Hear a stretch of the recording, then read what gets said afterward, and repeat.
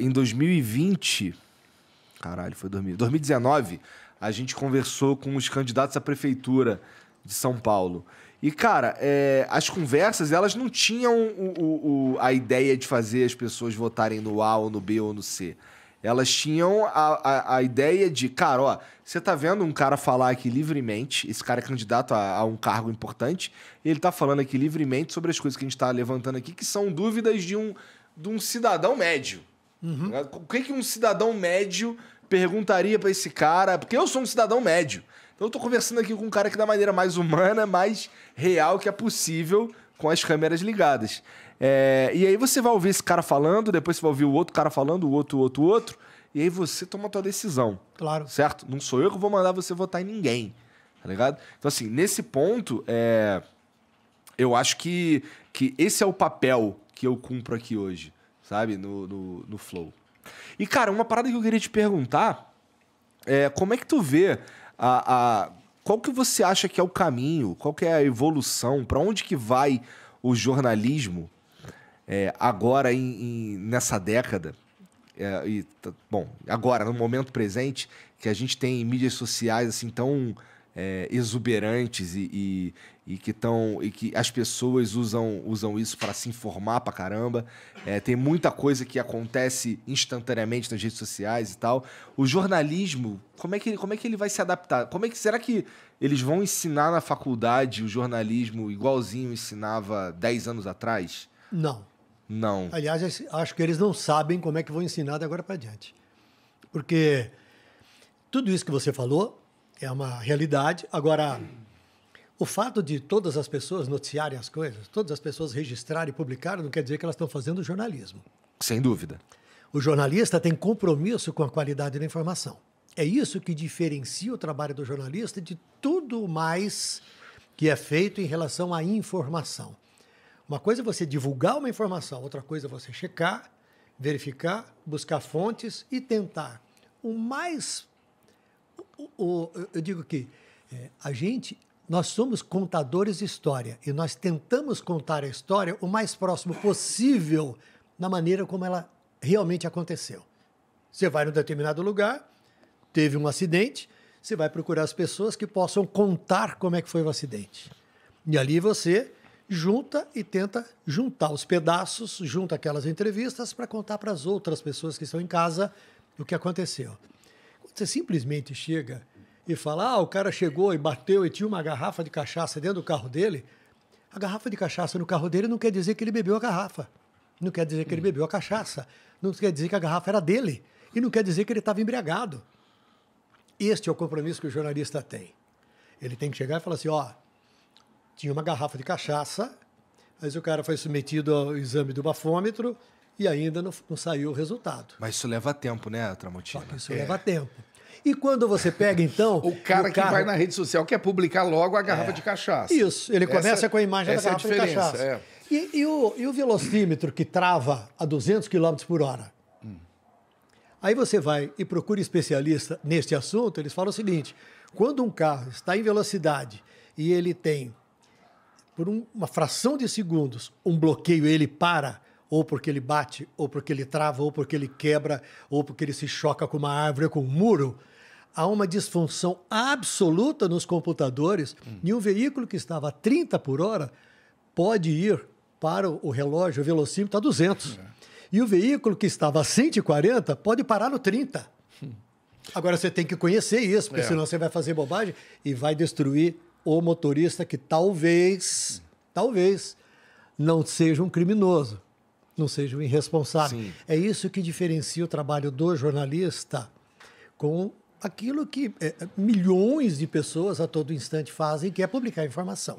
Eu concordo total, Tramontina. Eu só queria acrescentar assim, para mim não fica só no jornalista. Assim, hoje, se tiver um professor que sabe dar boas aulas de química e ele usa isso no canal dele, ele cuida do conteúdo e tal, ele vai conseguir ganhar o quê? Uma reputação.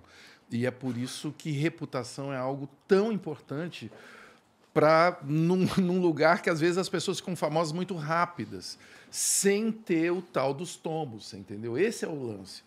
Se você é um professor, se você é um comunicador mesmo, se você é um cientista, ou se você é um interessado... Lá na Cultura eu entrevistei um menino do História Preta, um menino incrível, que tem um podcast, ele era militar da Marinha, e ficou fazendo um podcast sobre racismo e ninguém sabia que era ele. Até o dia que ele entrevistou o Emicida, e aí ele teve que sair da Marinha e tal. É um garoto que se interessou por história, entendeu? O Thiago André, um cara da Baixada Fluminense. Ele pegou, criou esse podcast e hoje é o veículo dele, né? Era um sargento da Marinha, né? Ele não é jornalista, ele não é professor. Aliás, ele fez história. Ele se interessou por história, cursou história. Então, para mim, não é só o jornalista. O jornalista, eu amo jornalismo, né? Eu inclusive, sou jornalista, tenho o maior orgulho disso. Agora, o jornalista, ele já se confundiu com o padre, com o médico da cidade. Era o cara que sabia tudo, que era o dono da verdade. Isso sempre me incomodou no jornalismo. O jornalista não é o dono da verdade. Não, nunca foi. Nunca, mas muitos acreditam que são. Muitos. Você concorda? Muitos se acham. O que você está falando, Muitos. A maneira que você descreve o jornalista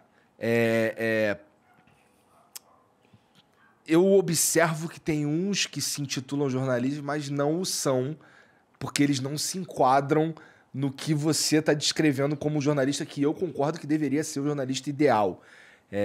Mas, pô, quando... Vai falar nomes? Pô, eu nem sei nomes, para ser sincero, mas eu vejo a maneira... A produção tá me pedindo para nomes. Você entregar nomes para aumentar a audiência. Tá. Mas, pô, por exemplo, se a gente está falando sobre... se tiver uma notícia sobre um fato político, qualquer coisa do tipo, eu considero raro histórias que vão parar até em portais que estão preocupadas somente com a verdade e não em entregar um viés político ou uma agenda que vai enfiando ali e moldando a opinião pública, sabe? E eu considero isso uma falha brutal, assim. Ela é até meio desonesta, na minha opinião, quando a gente está falando sobre até destruição de reputação, assim, que são coisas que... a maneira que aquela notícia vem ao mundo... ela é meio filha da puta, sabe? Assim, a manchete, ela é meio arrombada. E assim, a gente tá numa época que, infelizmente, as pessoas não leem mais a porra da matéria. Eles leem a manchete e acabou. Né? Então, pô, pra você ter uma ideia, voltando mais uma vez aqui pro que aconteceu com a gente, pô, de vez em quando são as matérias, o Monark fala algum bagulho no Twitter, e, porra, a foto que tem lá do Monark no Twitter é ele assim do lado do bagulho do Flow, tá ligado? Pô, ele já não faz parte do Flow desde fevereiro, desde dia 9 de fevereiro, tá ligado? E até hoje, outro dia, o Globo noticia uns bagulho assim. E a maneira como eles noticiam as coisas, elas têm claramente um viés que pode ser destruição de reputação, pode ser um viés político, pode ser um monte de coisa. E eu vejo aquilo ali e eu sinto raiva do jornalista, em geral, sabe? Em algumas situações, em alguns momentos, em alguns lugares, você vê o jornalista assumindo papéis que... O repórter assumindo papéis que não é dele. É verdade. Que não são dele, né? Ele está ali para contar para as pessoas o que aconteceu e aí ele dá um tom, ele usa certas palavras que induzem a uma coisa ou a outra coisa, né? É uma distorção. É uma distorção. Claramente é uma distorção, né?